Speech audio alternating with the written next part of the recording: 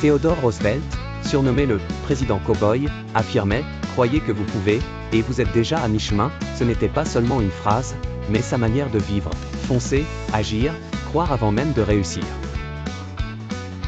La vie de Theodore pourrait être résumée en une succession d'obstacles surmontés grâce à une inébranlable volonté de faire. Enfant, il est de santé fragile, asthmatique, souvent fiévreux. Les médecins sont sceptiques, mais pas lui. Petit à petit, il se forge un corps solide à travers le sport et l'exercice physique qui deviennent ses alliés. C'est ainsi qu'il apprend l'importance de l'endurance et de la détermination. Jeune homme, il entame sa carrière politique non sans échec.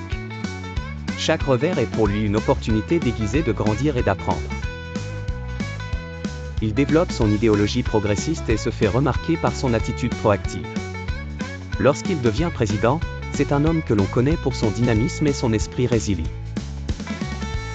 Roosevelt est un fervent croyant en l'esprit pionnier. À son époque, les États-Unis traversent une période d'industrialisation rapide et d'expansion territoriale. Roosevelt voit dans chaque défi une occasion de prouver sa devise, la victoire commence dans l'esprit. Pour chaque politique qu'il introduit, qu'il s'agisse de la création des parcs nationaux ou de sa vision de la politique étrangère, il adopte une approche audacieuse et confiante. Il croyait que chaque Américain devait être prêt à se réinventer. Comme lui. Comme le pays qu'il aimait tant. Sa foi ne se limitait pas à sa propre capacité, mais il inspirait les autres à croire également en eux-mêmes. Il encourageait ses compatriotes à prendre des risques, à défier les conventions et à persévérer face aux tempêtes. La leçon de Roosevelt résonne encore aujourd'hui. Lorsque tu fais face à l'incertitude, à la peur, ou à des échecs, rappelle-toi, tu es le moteur de ton propre succès.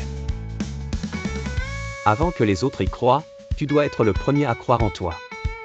Car c'est dans ton esprit que commence la première bataille.